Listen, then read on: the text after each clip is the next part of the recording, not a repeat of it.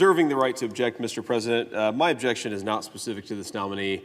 I think the Biden administration has sent a lot of unqualified folks it's not sending its best to the Department of Justice. Many of the nominees are unqualified. Some of them seem actively corrupt, and some, I assume, are good people. But the problem is not this specific nominee. The problem is the fact that the Department of Justice has been corrupted under the Biden administration, and there needs to be some reckoning with the American people and with this body and with the nominations process before we allow these nominees to glide path to the confirmation process.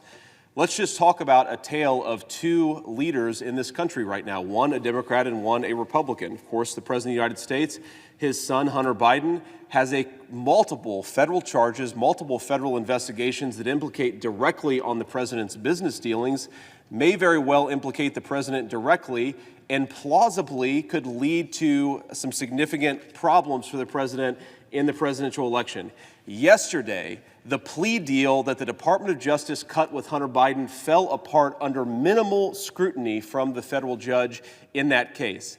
That is how the Department of Justice treats the Democratic leadership in this country, with kid gloves, even in the face of very serious corruption.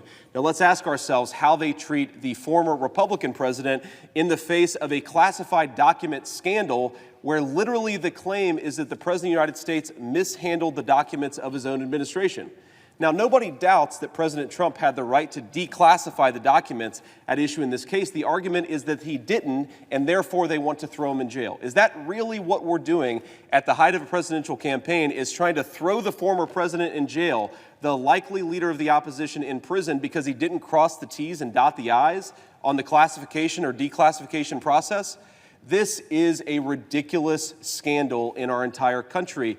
And look, whether these nominees are qualified or not qualified, we should have the vote and make that determination as a body. It's not, at the end of the day, as I've learned in 8 months, all that difficult and all that hard to vote, but we have to stop giving these nominees a glide path until Merrick Garland commits to using the Department of Justice for justice and not for politics as it's being used today. So, Mr. President, I object.